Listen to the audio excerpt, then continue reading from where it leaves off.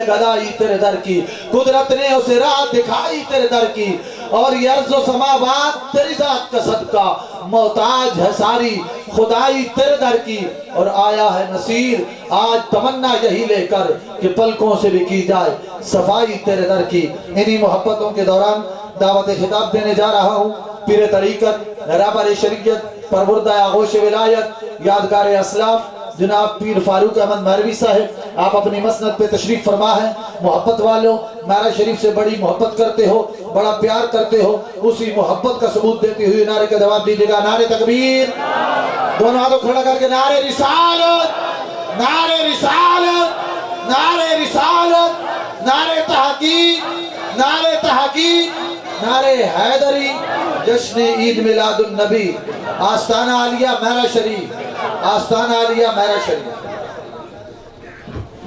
نعرہ تکبیر، نعرہ رسالت، نعرہ تحقیق، نعرہ حیدری، آستانہ عالیہ مہرہ شریف۔ زندہ باد۔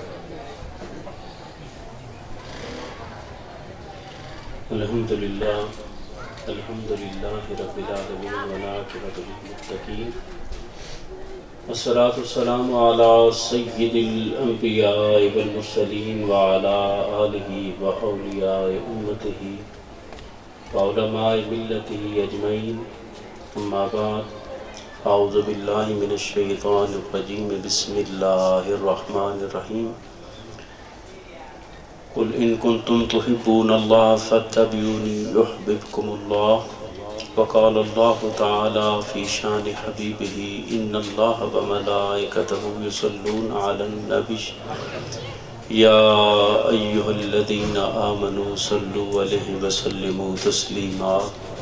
اللہم صلی علی سیدنا و مولانا محمد وعلی آل سیدنا و مولانا محمد وبارک وسلم وصلی علیہ۔ الصلاة والسلام علیکہ یا سیدی یا رسول اللہ وعلا آلکہ واصحابکہ یا سیدی یا حبیب اللہ۔ الصلاة والسلام علیکہ یا سیدی یا خاتم النبیین، الصلاة والسلام علیکہ یا رحمت للعالمین۔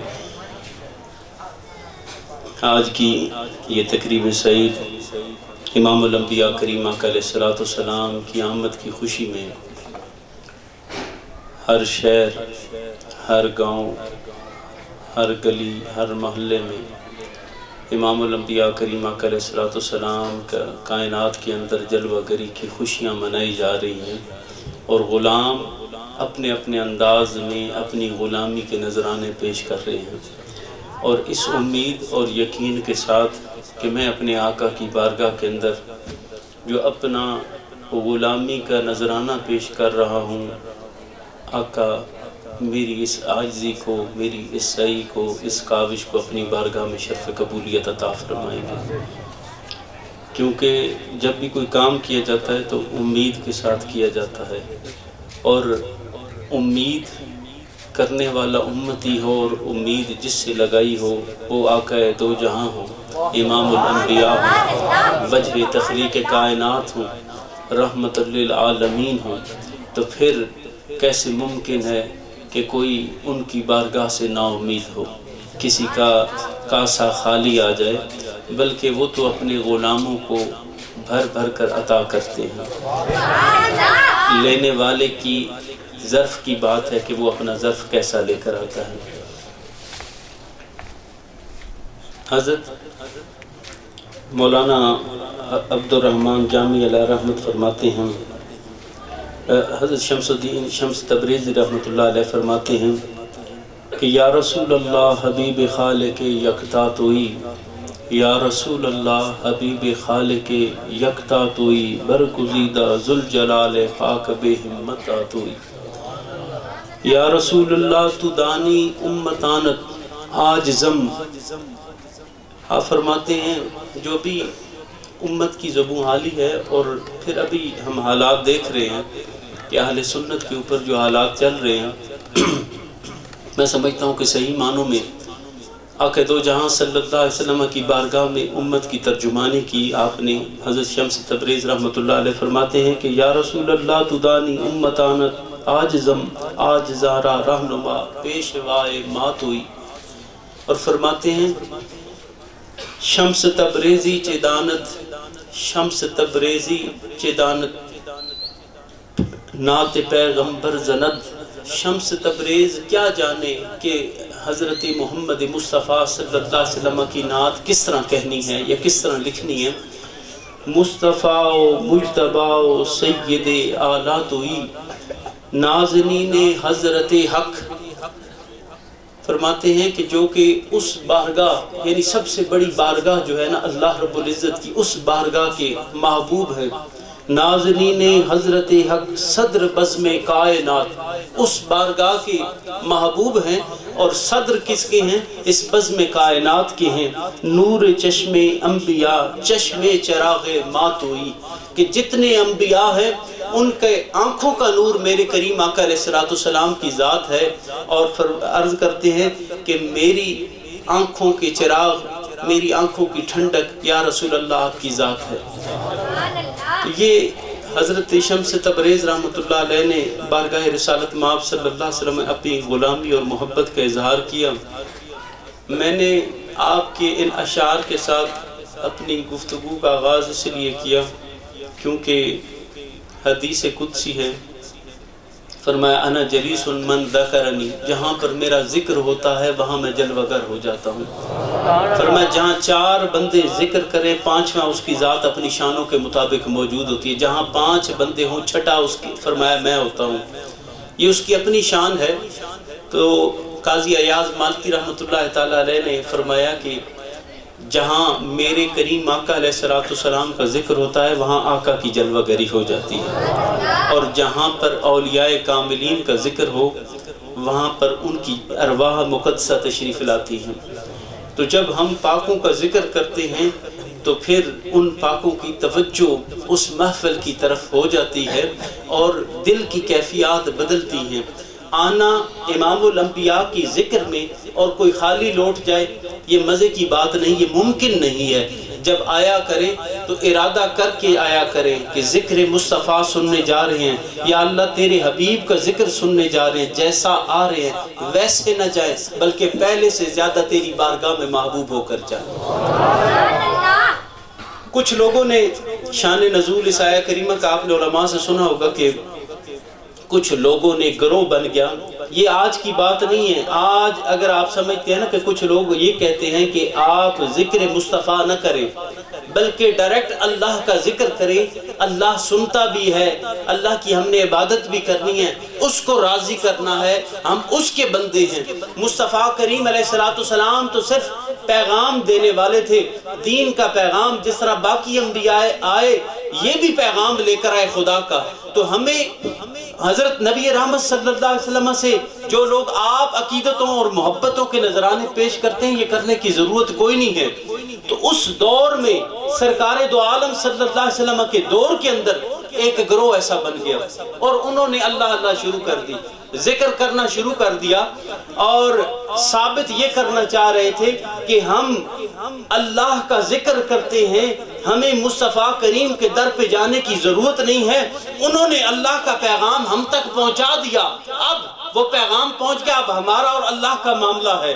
جب ان کی کیفیت یہ بنی نا تو رب ذوالجلال نے امام الانبیاء کے زمانے میں، آپ کے زمانے میں وہ جو گروہ جو اس عقیدہ کی طرف جا رہا تھا، رب نے ان کی نفی فرما دی اور یہ آیہ کریمہ نازل فرما کر فرمایا حبیب ان کو فرماؤ کہ جو آپ کے یہ جو غلام ہے نا جو محبت کے دعوے میرے ساتھ کرتے ہیں، جو کہتے ہیں کل ان کنتم تحبون اللہ، اگر تم اپنے رب سے محبت کے دعوے دار ہو تو حبیب آپ ان کو فرمائیے فاتبعونی، تم میرے غلام بنو، میری بارگاہ میں آؤ، میری اتباع کرو، میری غلامی کا پٹا پہلو۔ یہاں پر شرط کس نے لگائی ہے؟ میرے رب کریم نے لگائی ہے، اور فرمایا جزا بھی پھر میں دوں گا، اور پھر جزا دینے والی جب رب کائنات کی ذات ہو تو پھر جزا عام نہیں ہوا کرتی۔ فرمایا پھر یہ نہیں ہوگا کہ تم رب سے محبت کے دعوے کرو، نہ میرے مصطفیٰ کریم میری حبیب کی بارگاہ تک پہنچو تو صحیح، ان کے قدموں کی خاک بنو تو صحیح، پھر تمہیں محبت کے دعووں کی ضرورت نہیں، پھر میں رب تم سے محبت کا اعلان کر دوں گا۔ نعرہ تکبیر، نعرہ رسالت، نعرہ تحقیق، نعرہ میاں بیرا شریف تو جب نبی رحمت صلی اللہ علیہ وآلہ وسلم کی غلامی اور اتباع کی جزا کیا ہے کہ کوئی شخص سرکار سے محبت کرے، سرکار کی بارگاہ تک خود کو پہنچائے، تو اسی طرف اشارہ کیا تھا کہ جو شخص آقا دو جہاں صلی اللہ علیہ وسلم کی بارگاہ تک پہنچ جائے نا تو رب ذوالجلال اس کو دنیا و آخرت کی کامیابی عطا فرماتا ہے۔ تو کوئی شخص یہ سمجھے کہ میں نماز روزہ یہ سب کو کر کے اپنے رب تک پہنچوں گا لیکن در مصطفیٰ کو چھوڑ دوں گا، رب نہ اس دنیا میں تمہیں در مصطفیٰ کو چھوڑنے دیتا ہے نہ اس جہان میں در مصطفیٰ کی خیرات سے محروم رکھے گا۔ جو کھائے گا دنیا میں چاہے گا، پائے گا، کھائے گا، جو چاہے گا عطا ہوگا، لیکن در مصطفیٰ کا صدقہ ملے گا۔ نبی رحمت صلی اللہ علیہ وآلہ وسلم کے صحابی حضرت سعد بن ابی وقاص رضی اللہ تعالیٰ عنہ، آپ وہ صحابی ہیں کہ رسول اللہ صلی اللہ علیہ وآلہ وسلم صحابہ جب حضور کی بارگاہ میں حاضر ہوتے ہیں نا تو ادب دیکھیں، جنہوں نے خود کو سرکار کی بارگاہ تک پہنچایا، خود کو سرکار کا صحیح معنوں میں غلام بنایا، تو پھر انہوں نے ادب بھی کر کے دکھایا کہ آقا کا ادب کیسے کرنا ہے۔ حضرت سعد بن ابی وقاص رضی اللہ تعالیٰ عنہ جنگ احد میں واقعہ بڑا مشہور ہے، حضور کفار کے گھیرے میں آگے تو حضرت سعد بن ابی وقاص رضی اللہ تعالیٰ عنہ سرکار کے آگے کھڑے ہو گئے اور حضور خود تیر نکال کر عطا فرماتے ہیں، سعد لو اس طرف مارو، اس طرف تیر چلاؤ، اور سعد کیا فرماتے تھے؟ سعد فدا کا ابی و امی، اے سعد تیرے اوپر میرے ماں باپ قربان ہو جائیں۔ صحابہ عرض کرتے ہیں یا رسول اللہ آپ پر ہمارے ماں باپ قربان ہوں، قربان جاؤں، کتنی عظمتیں ہیں۔ میرے مصطفیٰ کریم کے در پر جو پہنچ جائے، جو غلامی کا پٹا پہن لے، جو ادب مصطفیٰ سیکھ جائے، پھر سرکار اس کو شان عطا فرماتے ہیں اور فرمایا سعد تیرے اوپر میرے ماں باپ قربان ہو، لے میں تجھے تیر دیتا ہوں۔ مصطفیٰ کریم تیر عطا فرماتے اور حضرت سعد بن ابی وقاص تیر چلاتے تھے۔ ایک موقع یوں بھی آیا جنگ کے دوران کہ یہ بڑی ایک فطرت کی بات ہے کہ کوئی کسی کی طرف کچھ پھینکے نا تو پہلا ریاکشن کیا ہوتا ہے کہ انسان اپنی آنکھ کو چھپاتا ہے، آنکھ پر ہاتھ رکھتا ہے کہ میری آنکھ پہ کوئی نہ لگ جائے۔ پہلی جو ریاکشن ہے وہ اپنی آنکھ بند کرتا ہے، کوئی آگے سے مٹی آ جائے، کوئی پرندہ آ جائے، کچھ بھی آ جائے، تو یہ قدرتی طور پہ انسان کی فطرت میں شامل ہے۔ لیکن قربان جاؤں جب غلام امام الانبیاء کے ہوں، وفا امام الانبیاء سے کرنے والے ہوں، حضرت سعد بن ابی وقاص رضی اللہ تعالیٰ عنہ جب دفاع رسول صلی اللہ علیہ وسلم میں غلامی میں کھڑے ہیں، ایک تیر آتا ہے، حضرت سعد بن ابی وقاص رضی اللہ تعالیٰ اپنا چہرہ مبارک سامنے کرتے ہیں، اور چہرہ جب سامنے آتا ہے نا تو اپنی آنکھ سامنے کرتے ہیں، تیر آ کے سیدھا آپ کی آنکھ میں پیوست ہو جاتا ہے اور آنکھ ضائع ہو گئی، بہہ گئی۔ جنگ کے بعد میرے آقا کریم صلی اللہ علیہ وسلم نے اپنے ہاتھ مبارک دست نبوت و رسالت و ید اللہ والا ہاتھ جب رکھا نا اور دعا کی، یا رب میرے سعد کو پھر نگاہ عطا فرما، اس کو آنکھ عطا فرما۔ آپ فرماتے ہیں جو پہلے آنکھ تھی اس سے تو جیسے ہم عام دیکھتے ہیں، جو میرے مصطفیٰ کریم کی در سے میرے رب نے مجھے فیض عطا فرمایا، آنکھ عطا فرمائی، اٹھاؤں تو عرش اولیٰ کو دیکھتا ہوں، اگر جھکاؤں تو تخت سرا کو دیکھتا ہوں۔ یہ مصطفیٰ کے در کی خیرات ہے جو خود کو مٹا دیتے ہیں در مصطفیٰ پر، پھر میرے آقا ان کو عطا فرماتے ہیں اور ان کو روئے زمین پر مثال بنا دیتے ہیں۔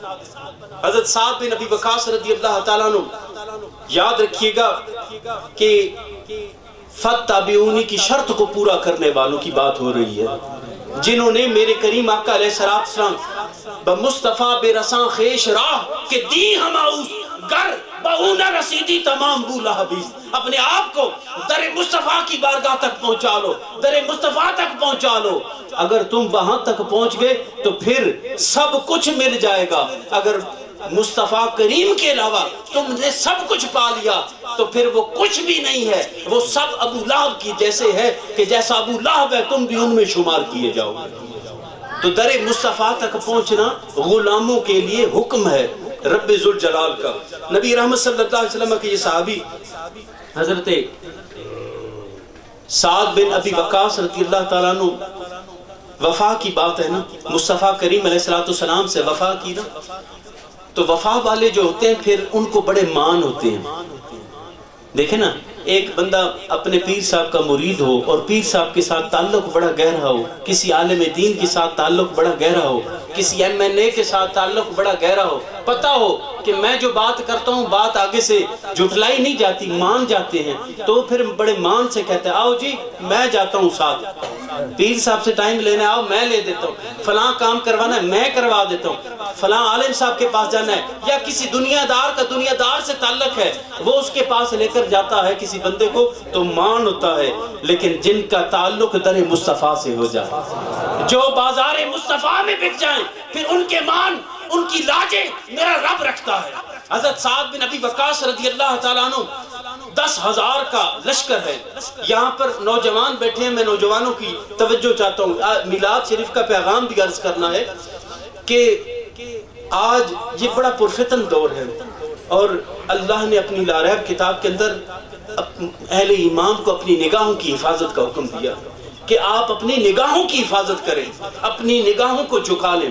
اب 10,000 کا لشکر لے کر مدائن کو فتح کرنے جا رہے ہیں۔ جب عیسائیوں کی آبادی کے پاس پہنچے نا، عیسائیوں نے دیکھا کہ سارے نوجوان ہیں، اکثریت نوجوانوں کی خوبصورت کڑیل جوان ہیں، تو آج جوانوں کو اپنی جوانی پر بڑا مان ہوتا ہے، اپنی خوبصورتی پر مان ہوتا ہے۔ ہم لوگ داڑیاں نہیں رکھتے، بھئی میری خوبصورتی میں کمی ہوگی، میں ٹوپی نہیں پہنتا میری خوبصورتی میں کمی آ جائے گی، میں ایسا لباس نہیں پہنتا کہیں میری خوبصورتی میں کمی نہ آ جائے۔ لیکن وہ جو در مصطفیٰ کی بارگاہ میں بکے ہوئے تھے نا، ان کی جوانیاں، ان کا خوبصورتیاں، ان کا حسن مصطفیٰ کریم کی بارگاہ میں بک چکا تھا۔ اب 10,000 کا لشکر جب پہنچا نا، تو عیسائیوں نے کہا اپنی عورتوں سے، نوجوان لڑکیوں سے کہا تم ایسے کرو، اپنی چھتوں پر چڑھو، چھتوں پر چڑھ کر اپنے حسن کو دکھاؤ ان نوجوانوں کو، اور ان کے اوپر پھول برساؤ، پتیاں برساؤ، تاکہ یہ نوجوان اوپر کی طرف نگاہ اٹھائیں گے، یہ جب تمہارے حسن کو دیکھیں گے ان کے دل میں نفاق پیدا ہوگا، ان کا ایمان کمزور ہوگا، کیونکہ ان کا اسلام ان کو اس بات کی اجازت نہیں دیتا۔ جب یہ تمہارے حسن سے توجہ کر جائیں گے، اس کی طرف ان کا خیال آ جائے گا، تو پھر مصطفیٰ کریم کا چہرہ شاید ان کے دل میں دھندلا پڑ جائے تو ہم ان پر غالب آ جائیں۔ اب انہوں نے یہ حربہ کیا، اب لڑکیاں اوپر چڑھی، آوازیں دی، ویلکم کیا، پھول برسائے۔ ادھر سیدنا سعد بن ابی وقاص رضی اللہ تعالیٰ عنہ امام الانبیاء کے غلام تھے، آپ امیر لشکر تھے، آپ اپنے گھوڑے پر سوار ہو کر چلتے ہوئے گھوڑے پر کھڑے ہو گئے، فرمایا امام الانبیاء کے غلاموں یاد رکھنا، آپ نے قرآن کریم کی آیات کی تلاوت کی، آپ نے وہاں پر خطبہ دیا اور فرمایا کہ ایمان والو تمہیں اللہ قرآن میں حکم دیتا ہے جب معاملہ ایسا ہو تو اپنی نگاہوں کو جھکا کے رکھو۔ اب 10,000 کا لشکر گزر رہا ہے آبادی میں سے، اور اوپر سے پھولوں کی برسات ہو رہی ہے، نوجوان لڑکیاں اپنے حسن دکھا رہی ہیں، لیکن 10,000 صحابہ میں سے ایک صحابی ایسا نہ تھا کہ جس نے اپنی نگاہ کو اٹھا کر ان غیر کی جانب توجہ کی۔ جب 10,000 کا لشکر گزر گیا نا، تو ان عورتوں نے اپنے مردوں کی طرف متوجہ ہو گئی، کہا لعنت ہو تم پر کہ تم نے ہمیں ڈھال بنا کر اپنی عورتوں کو مسلمانوں کے مردوں کے سامنے پیش کیا، یہ کیسے مرد تھے، ان کے دل دیکھو کہ یہ اپنے مصطفیٰ کے چہرے کو تکنے والے وہ لوگ ہیں کہ جن کو غیر کی صورت پسند ہی نہیں آتی ہے۔ نعرہ تکبیر، نعرہ رسالت، نعرہ تحقیق، 1.45 پاک نعرہ حیدری۔ جب بات یہاں تک ختم نہیں ہوئی، وفا کی بات چل رہی ہے، فتابعونی کی بات چل رہی ہے، جو اتباع کرے امام الانبیاء کی بارگاہ میں پھر ان پر کرم کیسا ہوتا ہے۔ اب عورتیں کہنے لگی تم نے ہمیں پیش کیا، انہوں نے توجہ نہیں کی، غیرت تمہارے لیے، یہ مقام تمہارے لیے غیرت کا ہے، اور ہم امام الانبیاء جن کے یہ نوجوان غلام ہیں، اب ہم ان کا کلمہ پڑھیں گے۔ ان تمام عورتوں نے امام الانبیاء کا کلمہ پڑھ لیا۔ آگے لشکر پہنچا دریا کے کنارے پر، دریا پر پہنچا نا تو سامنے حضرت سعد بن ابی وقاص رضی اللہ تعالیٰ عنہ کو پتہ ہے کہ ہم نے فتابعونی کی شرط کو پورا کیا ہوا ہے، امام الانبیاء کے غلام ہیں، عام لوگ نہیں ہیں، یہ دریا اس دریا کے بھی رسول اور نبی میرے نبی ہیں۔ دریا کے پاس آئے تو فرمانے لگے آؤ میرے آقا کے غلاموں آؤ، یہ دریا میں سے گھبرانا نہیں، اپنے گھوڑے ڈال دو کچھ بھی نہیں ہوگا۔ صرف گھوڑے کے سم جو ٹاپ تھی نا وہ صرف ڈوبے، گھوڑے دریا کے اوپر چلتے ہوئے پار ہو گئے۔ دریا نے بھی اس بات کا حیا کیا کہ امام الانبیاء کے غلام آئے ہیں۔ اب جب کنارے لگے نا 10,000 کا لشکر، 10,000 جہاں بندہ کھڑا ہو تو بندہ پریشان ہو جاتا ہے، پتہ نہیں کتنے بندے کھڑے ہیں۔ تو حضرت سعد بن ابی وقاص پیچھے مڑے، جن کو غلامیوں پہ مان ہو پھر وہ ایسی باتیں کیا کرتے ہیں۔ کہا بتاؤ میرے مصطفیٰ کے غلاموں دریا میں کوئی چیز تو نہیں گر گئی؟ ایک صحابی نے عرض کیا کہ اے امیر لشکر، میرا لکڑی کا ایک پیالہ تھا وہ دریا میں گر گیا۔ آپ پیچھے مڑتے ہیں دریا کی طرف اور مخاطب ہوتے ہیں، اے دریا تجھے پتہ نہیں ہے کہ یہ امام الانبیاء کے غلام ہیں، انہوں نے وفا کی ہے رسول اللہ سے، انہوں نے فتابعونی کی شرط کو پورا کیا ہے، رب نے ان کو اپنا محبوب قرار دیا ہے، یہ مصطفیٰ کریم کے غلام ہو اور ان کی کوئی چیز تو قبضہ کر جائے، جلدی واپس کر، آقا کے غلام کی جو امانت تیرے پاس ہے اسے واپس کر۔ اب آج کوئی بندہ پانی سے باتیں کرے تو لوگ اسے پاگل کہیں گے، لیکن مصطفیٰ کریم کے در کے دیوانے ایسے ہیں کہ وہ دریا سے بات کرے تو دریا بھی سنتا ہو۔ ایک لہر اٹھی اور آپ کا وہ صحابی رسول کا پیالہ اس نے ایک لہر کے ساتھ اٹھا کر کنارے پر پھینک دیا، کیونکہ نگاہوں کی حفاظت کی تھی۔ حضور سے کسی نے پوچھا تھا، نوجوان جو بیٹھے ہیں آقا دو جہاں صلی اللہ علیہ وسلم سے کسی نے پوچھا تھا، یا رسول اللہ صلی اللہ علیہ وسلم یہ شیطان کہیں نظر بھی آتا ہے؟ صحابی نے سوال کیا کہ حضور ہم شیطان کو دیکھ سکتے ہیں؟ سرکار نے فرمایا ہاں دیکھ سکتے ہیں۔ یا رسول اللہ کہاں پر؟ فرمایا یہ جو چوکوں میں کھڑے ہو کے غیر عورتوں غیر محرموں کو بد نظری کرتے ہیں نا، یہ اس وقت متشکل شیطان بنے ہوتے ہیں۔ ہوتا انسان ہے لیکن اس وقت جب غیروں کی عورتوں پر گندی نگاہ ڈالتا ہے وہ شیطان کا متشکل ہو جاتا ہے۔ فرمایا تب تم دیکھو تو وہ تمہیں شیطان کی صورت میں۔ تو آج اگر اپنی آنکھوں کی حفاظت نہیں کریں گے، کیونکہ آنکھ حضرت امام احمد رضا خان بریلوی رحمۃ اللہ علیہ بچپن کا عالم تھا، یہ واقعہ میں نے بڑا پہلے حیران ہوا کہ آپ کے سامنے ایک فاحشہ عورت آئی نا، تو پرانے وقتوں میں اب تو وہ نہیں رہا لیکن دیہاتوں میں چھوٹے بچوں کو شلوار نہیں پہنائی جاتی، صرف قمیض چولا پہنا کر گلیوں میں کھیلتے چلتے رہتے تھے۔ تو آپ نے فرماتے میں نے چولا پہنا ہوا تھا، چولا پہنا نا تو سامنے ایک فاحشہ عورت آ گئی نا، تو میں نے اپنی قمیض اٹھا کر آنکھوں پر رکھ دی، تو دیکھنے والے ہنس کے پڑے۔ تو انہوں نے کہا بچے تو نے کیا کیا کہ جو ستر تھا اس کو ظاہر کر دیا اور آنکھوں کو چھپا دیا؟ تو کہتے ہیں آپ فرمانے لگے کہ مجھے اتنا پتا ہے کہ بات جو بری ہے یہاں سے ابتدا ہوتی ہے، دیکھ کے پھر خیال دل میں اترتا ہے، پھر انسان رسول کے اور اللہ کے راستے سے ہٹتا ہے۔ یہاں سے بچت ہو جائے تو باقی ہر چیز کی بچت ہے۔ میں نے اپنی آنکھ کی حفاظت کی، کہیں میری آنکھ کسی غیر کی جانب نہ چلی جائے۔ تو ان آنکھوں کی اس میلاد پاک میں آج ہم یہ ارادہ کریں کہ اگر یہ یاد رکھیں کہ یہ میرے آقا کا فرمان ہے، کہیں ہمیں یہ خیال آنا چاہیے کہ ہماری بد نظری اگر ہو رہی ہے تو ہم شیطان کا ساتھ دے رہے ہیں، شیطان کی صورت اختیار کرنے کی کوشش کر رہے ہیں، شیطان بننے کی کوشش کر رہے ہیں۔ اپنی آنکھوں کی حفاظت کیا کریں۔ حضرت اب وہ جو ذکر کرنے والی جماعت تھی نا، جنہوں نے اللہ اللہ کا ذکر شروع کیا، تو رب ذوالجلال نے ان کو جھڑک دیا کہ جاؤ تم اگر میرے مصطفیٰ کے در کو چھوڑ کر میری بارگاہ میں آؤ گے تو تمہارا کوئی مقام نہیں ہے۔ تو آج بھی کچھ لوگ کہتے ہیں یہ جو سنی ہیں یہ بہت زیادہ ذکر کرتے ہیں، ذکر مصطفیٰ کرتے ہیں، یہ اپنی محفلوں میں حضور کی نعتیں ہی پڑھتے رہتے ہیں، یہ اپنی محفلوں میں حضور کا ہی ذکر کرتے ہیں، خدا کا ذکر نہیں کرتے۔ لیکن ان کو پتہ نہیں ہے کہ میرے رب کریم نے اپنے محبوب کریم پر کیا کرم کیا ہے۔ جب رسول اللہ صلی اللہ علیہ وسلم نے پوچھا تھا کہ جبرائیل وَرَفَعْنَا لَكَ ذِكْرَكَ، جو رب نے فرمایا میری شانیں تو پہلے رب نے اتنی اونچی کر دی، اب یہ آیت جو اتری ہے اس سے میری کیا شان اونچی ہوئی؟ فرمایا اس رب کعبہ کی بارگاہ میں حاضر ہوتا ہوں، یا رسول اللہ پوچھ کر عرض کرتا ہوں، گئے حاضر ہوئے، یا رسول اللہ رب فرماتا ہے کہ آپ ورفعنا لک ذکر کی تفسیر یہ ہے کہ اذا ذکرتو ذکرت مائی، اب جہاں جہاں میرے حبیب میرا ذکر ہوگا وہاں اب آپ کا ذکر لازم ہوگا۔ میں نے آپ کی شان کو یوں بلند کر دیا ہے۔ اب جنازہ پڑھیں گے، پہلے اللہ کی بارگاہ میں ثنا، پھر اب میرے حبیب کی بارگاہ میں درود پڑھو۔ اذان کے لیے کھڑے ہو، اللہ کی عبادت کے لیے بلاوا دو، پر میرے مصطفیٰ کا ذکر کرو۔ نماز رب کی پڑھو لیکن بیچ میں ذکر مصطفیٰ کرو۔ فرمایا جب تم نماز پڑھو، روزہ رکھو، حج کرو، زکوٰۃ دو، جہاں جہاں جاؤ گے وہاں پر خدا کا ذکر اور مصطفیٰ کے ذکر کو جدا نہیں دیکھو گے۔ اور پھر حضرت امام جعفر صادق رحمۃ اللہ علیہ فرماتے ہیں کہ مجھے روایتاً پہنچا ہے کہ آقا کریم صلی اللہ علیہ وسلم اس آیت کی تفسیر میں فرمایا کہ رب نے ارشاد فرمایا کہ جعل تو ذکر کا ذکری حبیب، ہم تو بات کو ہی ختم کرتے ہیں، ہم نے آپ کے ذکر کو اپنا ذکر قرار دے دیا ہے۔ اے حبیب اب جو آپ کے نام کا ذکر کرے گا، جو آپ پر درود پڑے گا، ہم اس کو ثواب دو عطا کریں گے، ایک آپ کے ذکر کا، ایک اپنے ذکر کا عطا کریں گے۔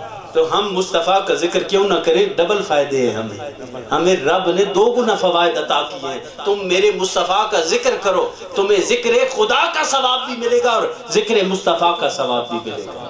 ہم تو درود پڑھتے ہیں، پہلے رب کا نام لیتے ہیں، اللہم صلی علی سیدنا و مولانا۔ ہم تو اللہ کے حضور دعا کر رہے ہیں، یا اللہ تو اپنی شانوں کے مطابق ہمارے آقا و مولا پر درود اور سلام بھیج اپنی شانوں کے مطابق۔ ہم تو اس کی بارگاہ میں دعا کرتے ہیں۔ تو یہ ذکر کی بات چل رہی ہے نا، تو وجہ کیا ہے؟ اہل سنت رہ کیوں نہیں سکتے ذکر مصطفیٰ سے؟ کیا وجہ ہے؟ قرار ہی نہیں آتا، چین نہیں ہے۔ آقا کا آپ بیٹھ جائیں، کوئی بندہ اٹھے نہیں، بیٹھ جائیں، بس میں بات کو ختم کرتا ہوں، بس بالکل آپ بیٹھیں۔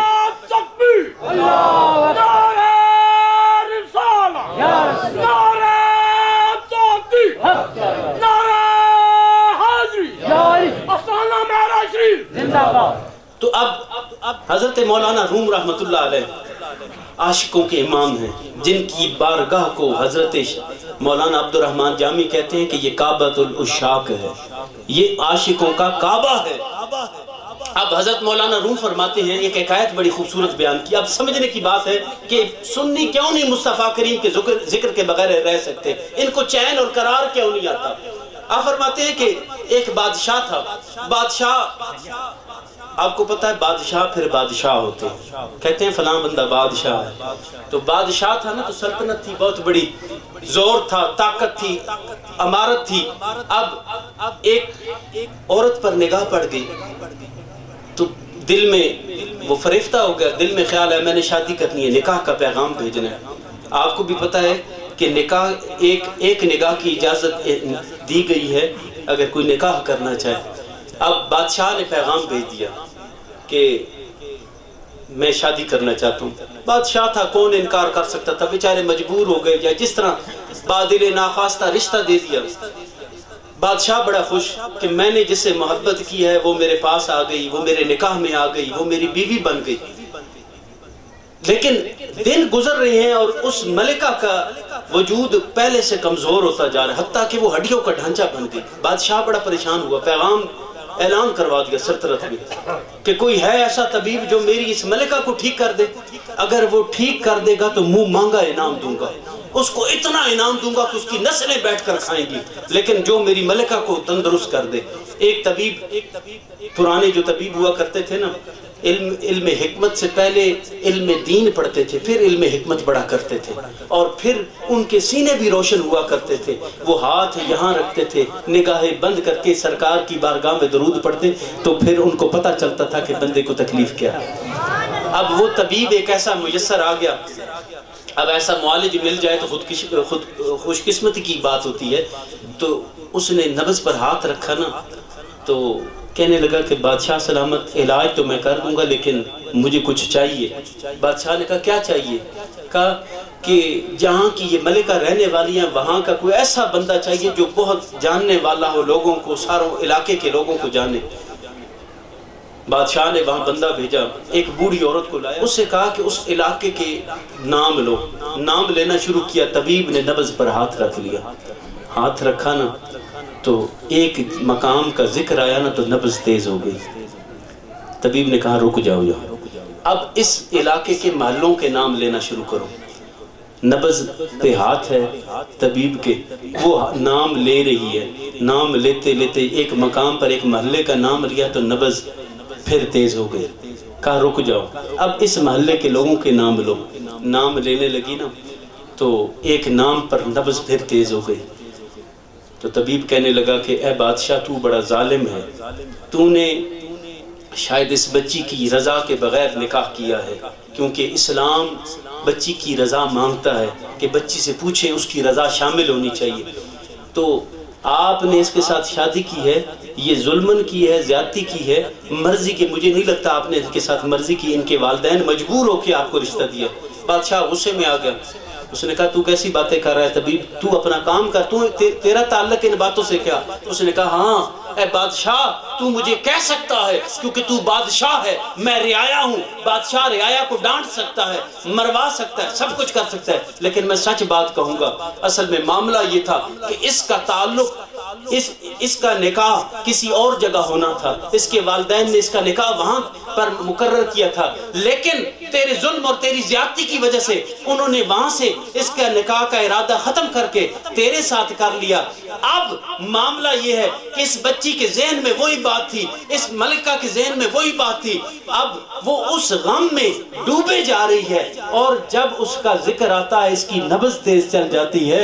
میں نے کہا بس مولانا روم فرماتے ہیں کہ امام الانبیاء کے غلام عاشق رسول جہاں پر ہو ذکر مصطفیٰ آ جائے ان کے دل زندہ ہو جاتے ہیں.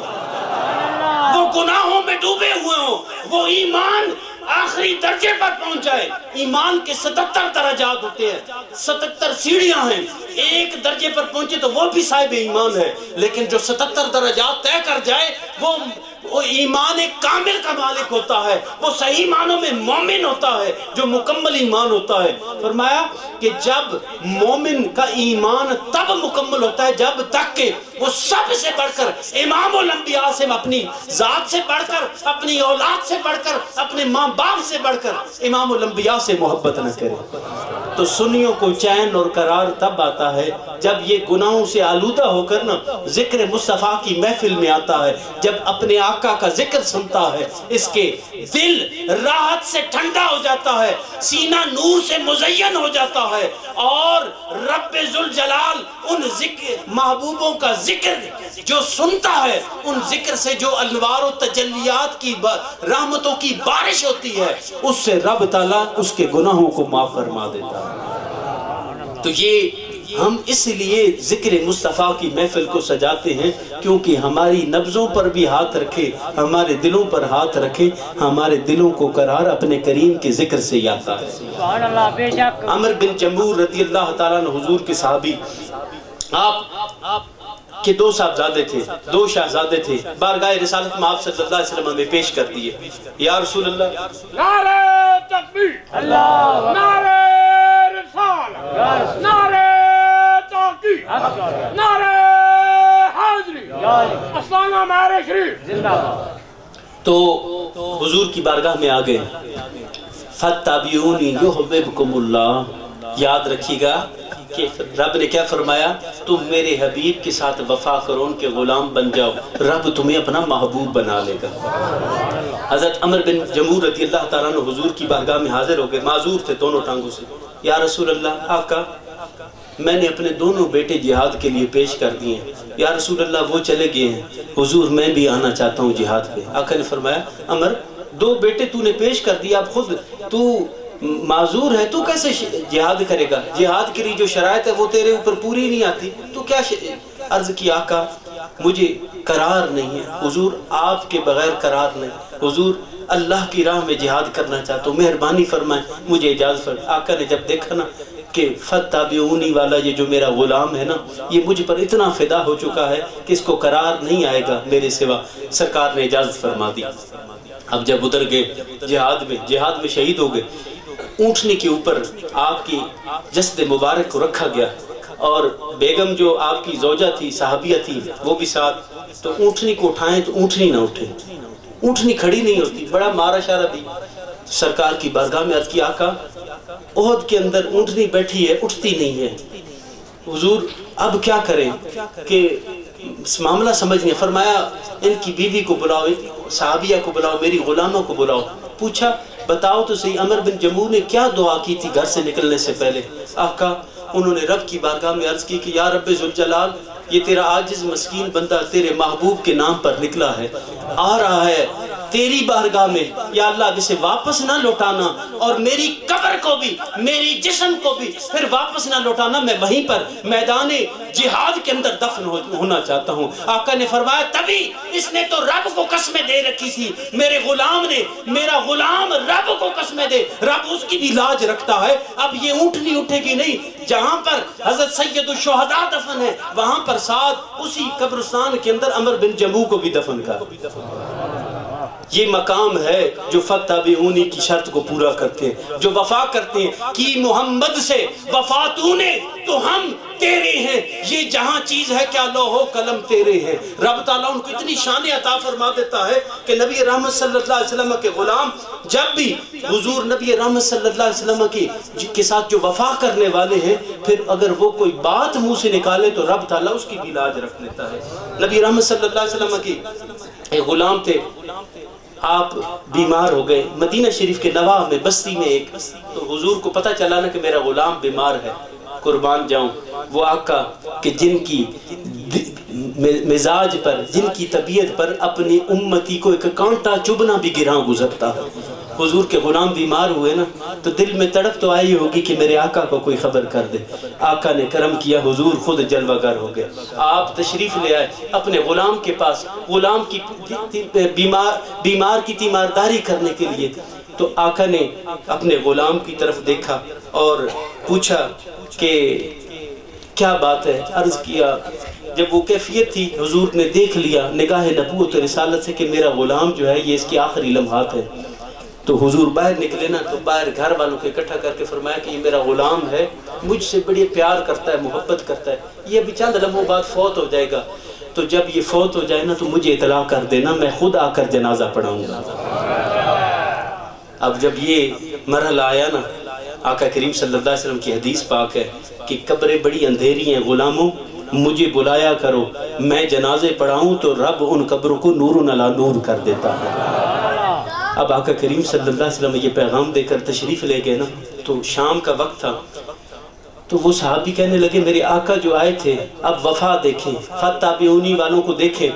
پوچھا میرے آقا کیا فرما رہے تھے؟ عرض کیا کہ آقا فرماتے تھے کہ میرا غلام جو ہے یہ دنیا سے رخصت ہوگا، اور جب یہ رخصت ہوگا تو اطلاع کرنا، میں جنازہ پڑھانے خود آؤں گا۔ تو کہنے لگے آہا قربان جاؤں عاشقوں کے طرز عمل پر۔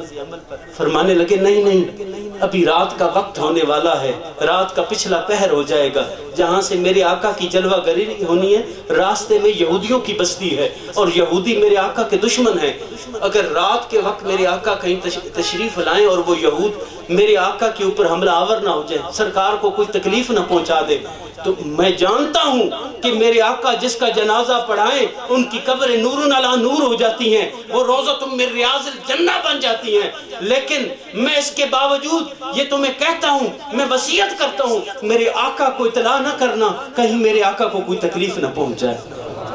جب یہ فوت وصال ہو گیا صحابی کا، جنازہ پڑھا دیا گیا، صبح آقا تک اطلاع پہنچی، سرکار صبح قبر پہ تشریف لے آئے۔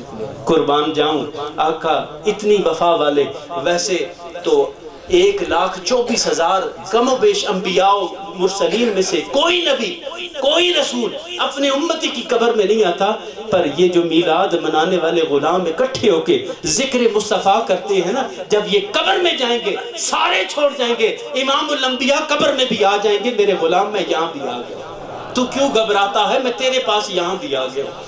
تو آقا دو جہاں صلی اللہ علیہ وسلم تشریف لائے نا تو ہاتھ اٹھ گئے اس پاک بارگاہ میں، اور ہاتھ کون سے ہیں؟ جو امام الانبیاء کے دستہائے مبارک ہے۔ عرض کیا یا باری الہ، تیرا حبیب میں محمد تیرے اس بندے سے راضی ہوں، میں اس سے خوش ہوں، اور یا اللہ جس طرح میں خوش ہوں نا تو بھی اس سے راضی ہو جانا، اور یا اللہ جس طرح یہ قبر میں مجھے دیکھ کر مسکرا رہا ہے یا اللہ تو بھی اپنی شانوں کے مطابق اسے دیکھ کے مسکرانا۔ سرکار عرض کرتے ہیں میرے رب تو بھی تو اپنی شانوں کے مطابق میرے غلام کو دیکھ کے مسکرا، یہ تجھے دیکھ کر مسکرائے تو اپنی شانوں کے مطابق میرے غلام کو دیکھ کر مسکرا۔ یہ وفا والوں کی بات ہے، یہ فتبعونی والوں کی بات ہے، جو وفا کرے مصطفیٰ پھر اس کو کہیں بھی چھوڑتے نہیں، ہر مقام پر اپنے غلام کی عیادت کے لیے بھی لاتے ہیں تشریف، اور اس کی قبر میں بھی تشریف لاتے ہیں، جہاں مشکل پڑ جائے غلام پکار بیٹھے میرے آقا وہاں پر کرم فرما دیتے ہیں۔ اور نبی رحمت صلی اللہ علیہ وسلم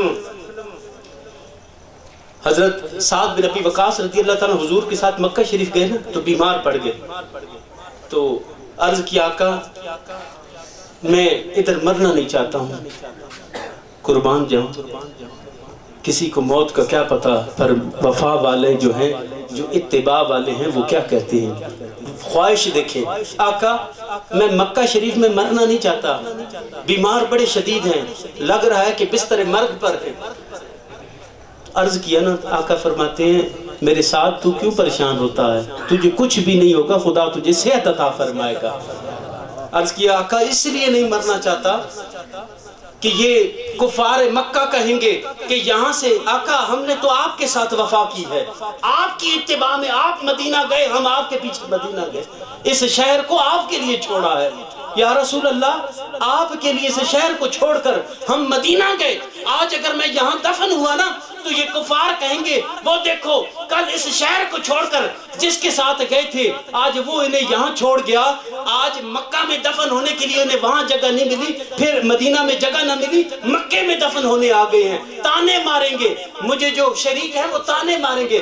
آقا نے فرمایا میرے ساتھ اگر تیری زندگی نے بھی وفا نہ کی میں محمد تجھ سے وفا کروں گا کہ میں تیری جسم کو جسد کو بھی اپنے ساتھ مدینے لے کر جاؤں گا، وہاں پر تجھے دفن کروں گا، تو فکر کیوں کرتا ہے؟ لیکن تجھے رب زندگی اور صحت والی زندگی عطا فرمائے گا، تجھے ابھی موت نہیں آنی۔ وفا والوں کی بات ہو رہی تھی تو عرض کرنے کا مقصد یہ تھا کہ رسول کریم صلی اللہ علیہ وآلہ وسلم کے ساتھ جو وفا کرتے ہیں رب ذوالجلال ان پر کرم کرتا ہے، ان پر مہربانی کرتا ہے۔ آخری بات سنا کر اپنی بات کو ختم کرتا ہوں کہ ایک صحابی حضرت زید بھی کا نام بھی آتا ہے اور حضرت اصل نام آپ کا زیاد ہے،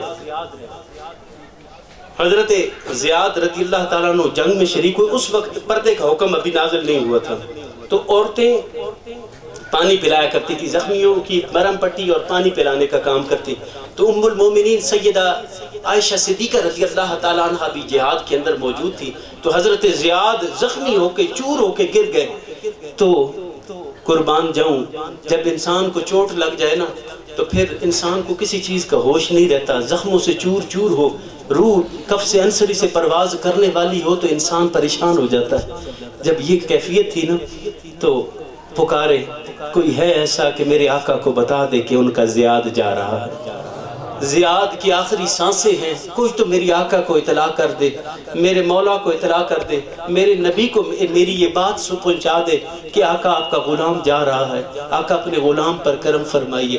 ام المومنین سیدہ عائشہ صدیقہ رضی اللہ تعالیٰ عنہ آپ نے یہ جب آواز سنی نا تو آپ جلدی سے گئی، سرکار کی بارگاہ میں عرض کی یا رسول اللہ آپ کا غلام زیاد زخموں سے چور آخری سانسیں لے رہے، حضور وہ آپ کو پکار رہا ہے، آقا آپ کا غلام آپ کو یاد کر رہے۔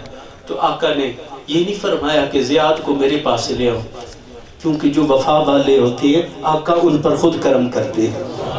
حضور نے فرمایا میں خود چل کے اپنے زیاد کے پاس جاؤں گا۔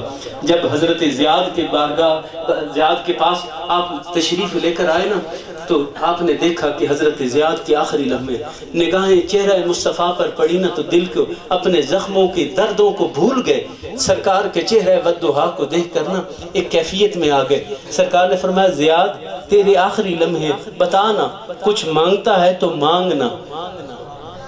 سرکار فرماتے ہیں زیاد کچھ مانگنا، تو حضرت ام المومنین فرماتی ہیں کہ آپ اپنی کونیوں کے بل، زخموں سے چور تھے چل نہیں سکتے تھے، کونیوں کے بل چلتے ہوئے امام الانبیاء کے قدموں میں اپنا سر رکھ دیا.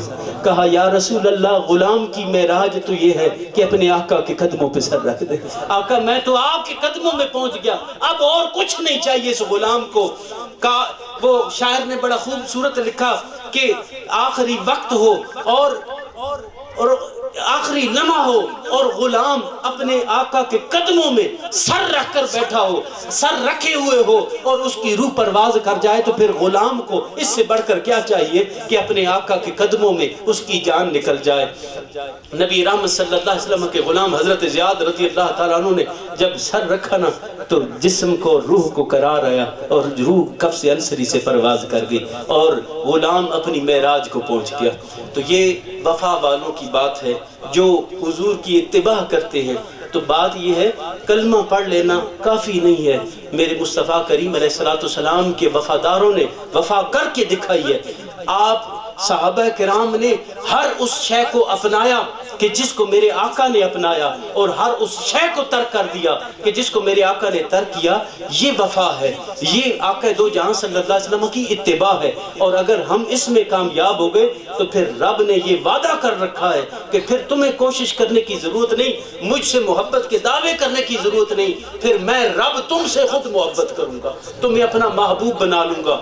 یہ مقام انبیاء ہے, مقام محبوبیت. پچھلی امتوں میں یہ صرف انبیاء کو عطا کیا جاتا ہے, پر جب سے حبیب خالق یکتا اس کائنات میں جلوہ گر ہوئے, محبوب ایک سے زیادہ ہو سکتے ہیں پر حبیب ایک ہوا کرتا ہے. حبیب کبھی دو نہیں ہوتے. سرکار کی حدیث ہے کہ سارے نبی اللہ کے محبوب ہیں اور میں اللہ کا حبیب ہوں.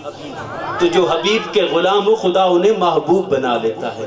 تو خدا کرے کہ یہ جو ربیع الاول شریف, ربیع النور شریف کا مہینہ ہے, خدا تعالی ہماری دل کی کیفیات کو بدلے اور ہمیں آقا دو جہاں صلی اللہ علیہ وسلم سے وفا کرنے کا ڈھنگ آ جائے.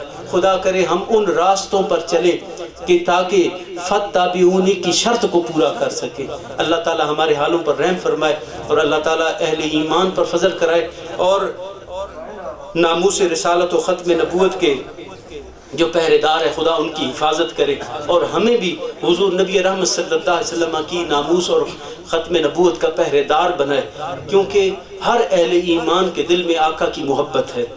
اس کا الگ بات ہے کسی کے دل میں کم ہے یا زیادہ ہے, لیکن ہے ضرور ہے, کیونکہ مومن تو وہ ہوتا ہی نہیں جس کے دل میں سرکار کی محبت نہ ہو, سرکار کا عشق نہ ہو. اللہ تعالیٰ آپ کو سلامت رکھے, اور اہلیان محفل, بانیان محفل جنہوں نے اس محفل پاک کو سجایا, سجاد حیدر صاحب, واجد سجاد صاحب, مبشر صاحب, شہزاد صاحب, دانش صاحب, نعمان صاحب, خرم جمیل صاحب, اللہ تعالیٰ جس طرح انہوں نے مصطفیٰ کریم کی محفل کو سجایا, خدا ان کے دلوں کو اپنی محبت سے سجائے, اپنے مصطفیٰ کریم کے در کی غلامی نصیب فرمائے.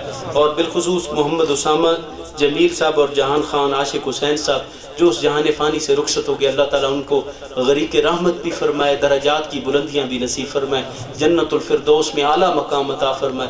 خدا ان کی قبر کو روضۃ من ریاض الجنہ بنا دے. اللہ تعالیٰ آپ سب کی اور میری حاضری کو اپنی بارگاہ میں قبول فرمائے. وما علیہ الا البلاغ.